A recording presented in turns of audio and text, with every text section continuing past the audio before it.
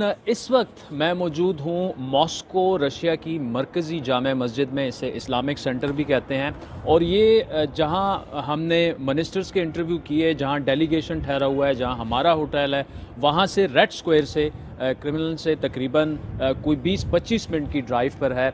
यहाँ हम क्यों आए हैं? क्योंकि इस जगह की अच्छी खासी अहमियत है तारीख़ के लिहाज से भी। आप देख सकते हैं कि ये बिल्कुल बहुत बड़ी बिल्डिंग है। It's like a community centre. ये सिर्फ मस्जिद नहीं है। यहाँ पे अभी हमने लंच किया, सब्सिडाइज लंच जो है स्टूडेंट्स के लिए। यहाँ स्टूडेंट्स जो हैं बाकायदा इस्लामी तालीम वगैरह भी हासिल करते हैं। अब इस जगह के बारे में हमें ज़्यादा जिस शख्सियत से पता चलेगा वो हैं डॉक्टर शाहिद हसन साहब। Thank you so much for joining us doctor साहब। और नाज़रीन, आपको ये बताते चलें कि डॉक्टर साहब 1969 में पहली दफ़ा इस मस्जिद में ईद की नमाज़ पढ़ने आए थे। इसी तरह डॉक्टर साहब 69 में मैं स्टूडेंट था, उस वक्त मैं आया था। ईद थी तो ईद मनाने हम आए थे। ईद मनाने आए थे यहाँ पे। ईद मनाने तो हमें बड़ा अच्छा लगा था। मुल्क से बाहर मॉस्को में ईद पढ़ रहे हैं। ठीक है। अच्छा डॉक्टर साहब, ये कितनी डिफरेंट है यहाँ की मस्जिद और एनवायरनमेंट हमारे मुल्क से?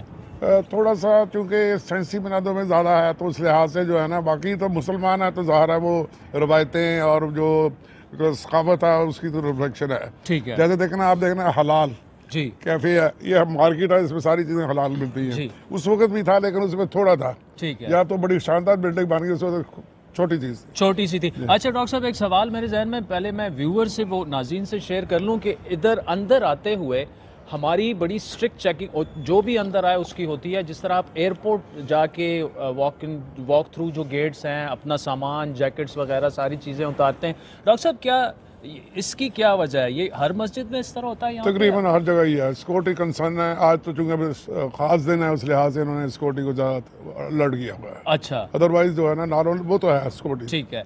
और यहाँ के जो ग्रैंड मुफ्ती है उन्हें एक खुसूसी हैसियत हासिल है? जी हाँ, वो सरकारी ओहदा हासिल है उन्हें। सरकारी बरायत में सारी मिलती हैं और रिस्पेक्टेबल पर्सनैलिटी हुकूमती सर्कल में भी गिना जाता है। अच्छा। अवाम में भी और हुकूमत में भी। ठीक है। और डॉक्टर साहब, साथ में ऐसे ऐसे होते रहेंगे, हम नाज़रीन को ये दिखाते भी रहें। अच्छा, मुझे ये बताइएगा कि ग्रैंड मुफ्ती जो हैं, ये जो अक्सर मुस्लिम सरवराए मुमलिकत आते हैं, उनसे इनकी क्यों मुलाकात कराई जाती है? मतलब ये देखें ना, पहले तो मॉस्को में 20% मुसलमान हैं। जी ठीक है जी। और जनरली रूस में आपको पता 4-5 इनके जो इलाके हैं, सूबे हैं, वो मुसलमान। ठीक है। तो इसकी खुसूसी हैसियत बन जाती है मुसलमानों की नुमाइंदगी करने के लिहाज से और स्टेट का एक इम्पॉर्टेंट हिस्से के तौर पे। अच्छा, और यहाँ पर मैंने देखा कि उज़्बेक और चेचन मुसलमानों की भी अच्छी खासी तादाद मौजूद है। जी जी। चेचन यहाँ दागिस्तान के भी लोग हैं और भी हैं। इवन रशिया में भी बहुत सारे इलाके हैं जहाँ मुसलमान पाए जाते हैं। ठीक है। और इसको ये स्टेट फंडेड होती हैं ये मस्जिद?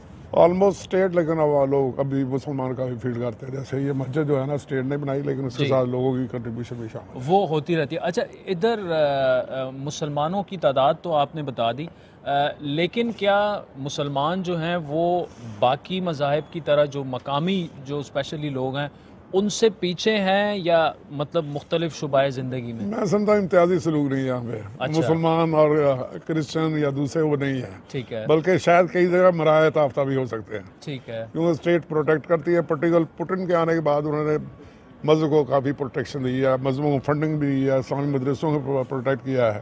ठीक। हाँ, तो ये मस्जिद भी जो बनी है इसी दौर में। अच्छा, एक तो मतलब ऐसा है कि मदरसों को अक्सर शिदत पसंदी से भी जोड़ा जाता है, खुसूसन पाकिस्तान में जो कुछ हुआ, अफ़गानिस्तान आपको पता है, 9/11, वो पूरे उस कॉन्टेक्स्ट में यहाँ क्या सिचुएशन है? क्या उस तरह से काफ़ी नज़र रखी जाती है कि देखें, अभी तो चूँकि आज़ाद है, जमहूरियत टाइप की चीज़ है, तो मज़हब यहाँ पे शुरू से ही जो है ना, वो है मज़हब को रियासत के अमूर से लाता। अच्छा। रियासत जो है मजहबी अमूर पे इंटरवेन नहीं करती। ठीक। तो इसलिए ना काफ़ी खुद मुख्तारी दी है मदरसों को।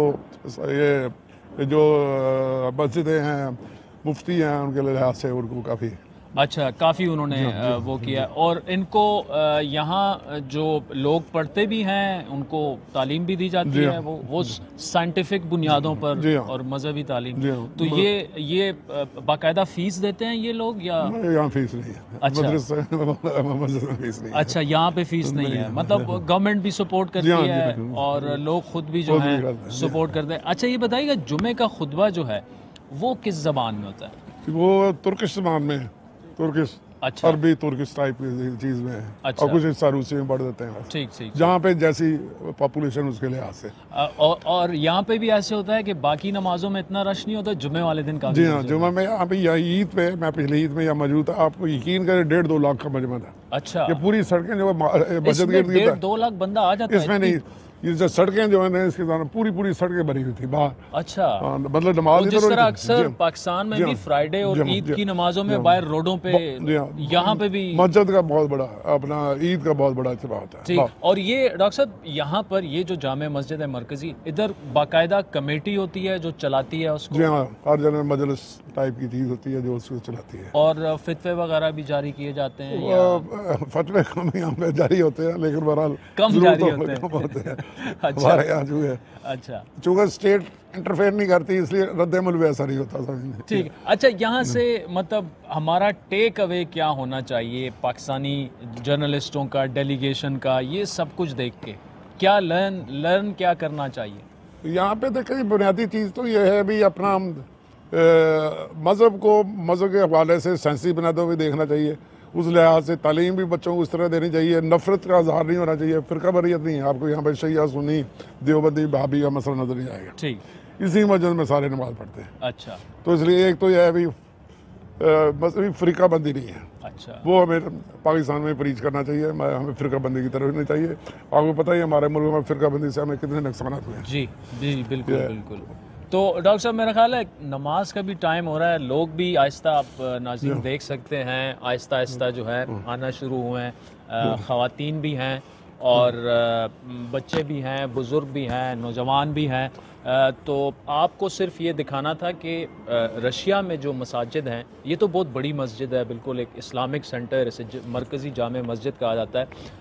बिल्कुल एक मुकम्मल, जिस तरह से एक स्कूल होता है जिसमें पूरा सिस्टम अंदर मौजूद है, खाने से लेके और पार्किंग तक और सिक्योरिटी जिस तरह से है। तो उम्मीद है कि आज का प्रोग्राम आपको पसंद आया होगा।